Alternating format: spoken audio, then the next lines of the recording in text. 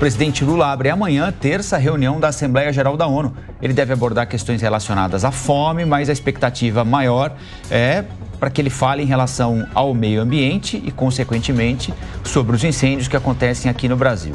Malu Bacarin. A previsão foi dada pelo secretário de Assuntos Multilaterais Políticos do Ministério das Relações Exteriores, Carlos Márcio Cozendey. O embaixador também enfatizou a urgência de ações contra as queimadas e eventos climáticos extremos que afetam o Brasil. 2/3 do país são afetados pela fumaça dos incêndios florestais, favorecidos pela seca. Para o climatologista Carlos Nobre, o presidente Lula deve abordar o risco climático que o Brasil está vivendo.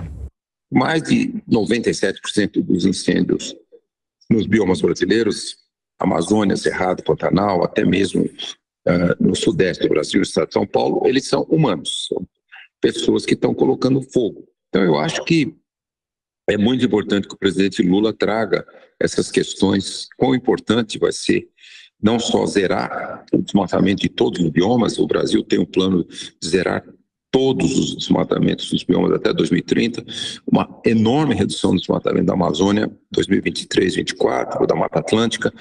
Começou finalmente a reduzir o desmatamento do Cerrado nos últimos 4, 5 meses. Então essas notícias são boas, mas infelizmente os incêndios explodiram. Então é bom que o presidente Lula traga sim uma mensagem importante de políticas, de práticas, de combater o incêndio. Ainda em Nova York, Lula deve indicar o presidente da COP30, que acontece em Belém em 2025. O anúncio inicialmente deveria acontecer em novembro durante a COP29 no Azerbaijão.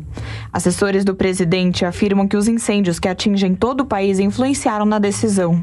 Carlos Nobre diz que espera que o presidente escolha uma pessoa voltada para o combate à emergência climática. O presidente da COP28 dos Emirados Árabes era uma pessoa do setor de petróleo.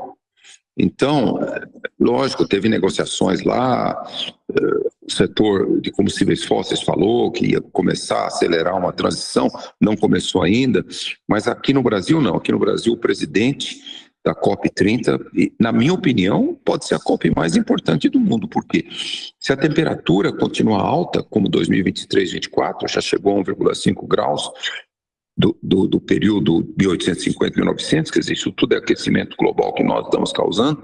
Se continuar 1,5 graus em 2025, provavelmente será permanente, não tem mais volta. Neste ano, a Assembleia Geral tem como tema central a unidade na diversidade para a promoção da paz, do desenvolvimento sustentável e da dignidade humana para todos em toda parte. O discurso de Lula acontece na terça-feira, logo após o pronunciamento do secretário-geral da ONU, Antônio Guterres. Lula chegou aos Estados Unidos no sábado e retorna ao Brasil na quarta-feira. Durante a estadia, o presidente também participa de reuniões com líderes de diferentes países e grupos de interesse. São 7h14. Vamos convocar os analistas, comentaristas desta manhã, no Jornal da Manhã, a Amanda Klein e o Cristiano Beraldo. Bom dia a vocês.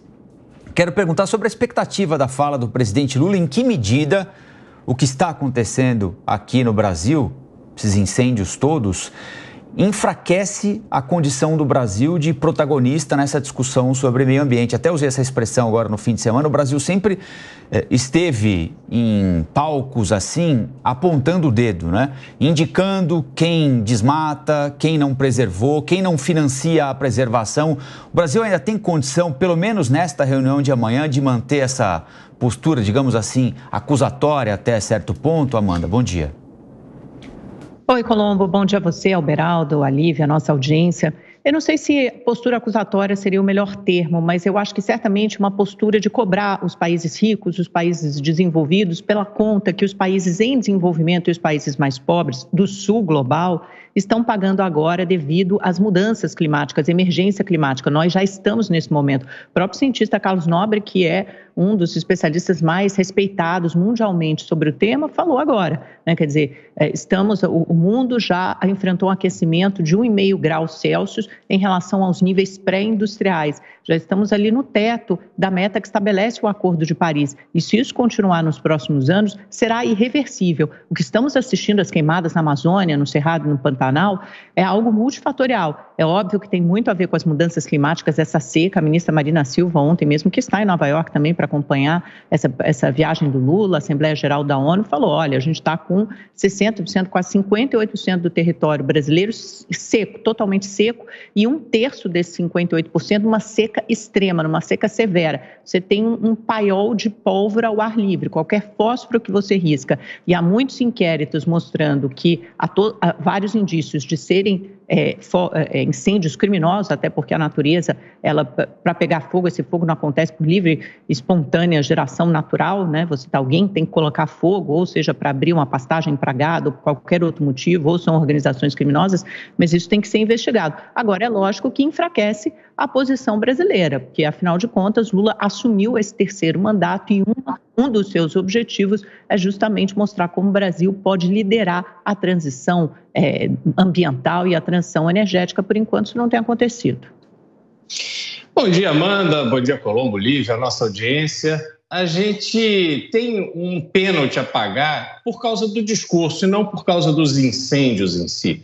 Esse fato dos incêndios ele acontece em vários países do mundo. Os países se organizam, se preparam, planejam com antecedência, fazem tudo o que o Brasil não fez. A gente fica sempre vivendo para o acaso, né? Não só nessa questão ambiental, mas também em vários aspectos da vida brasileira. Agora, esse discurso do presidente Lula nesses eventos internacionais, que coloca sempre o meio ambiente em primeiro lugar e exibe uma grande preocupação com o meio ambiente, ele, na verdade, não se consolida numa prática cotidiana que a gente vê no Brasil. Afinal de contas, o Brasil tem, por exemplo, na questão energética, o etanol. Temos etanol há 50 anos. O etanol hoje que é facilmente acessível em qualquer posto de combustível do país, você tem a maior frota de carros flex do mundo e, entretanto, não há uma política estratégica de governo para o etanol. Nós somos escravos do petróleo e continuamos escravos, com um horizonte muito mais atrasado de transição energética do que qualquer outro país. Eu tenho ido a vários eventos sobre transição energética em diferentes países do mundo. Estive semana passada em Singapura. Cadê o Brasil falando? Não estava lá, estava preocupado em fazer cena sobre queimadas, sobre a Amazônia, quando o que a gente está vendo é a realidade que se impõe. Então, esses discursos são muito rebuscados, muito bem escritos, só que, na verdade, eles não traduzem nada de relevante. E querer colocar isso também como um empecilho para fechar o acordo entre o Mercosul e a União Europeia também é uma grande bobagem. Se colocar nessa posição de que os países precisam nos ajudar. Como assim? Cadê a nossa soberania? Nós somos um país com 215 milhões de pessoas, deveríamos ter uma economia forte, ter dinheiro para investir onde precisa ser investido, mas não. Vivemos aí com essa cara de mendigo, de pires na mão. Ah, mundo, vocês precisam me ajudar. Isso, para mim, não faz nenhum sentido e coloca o Brasil numa posição extremamente frágil do ponto de vista geopolítico.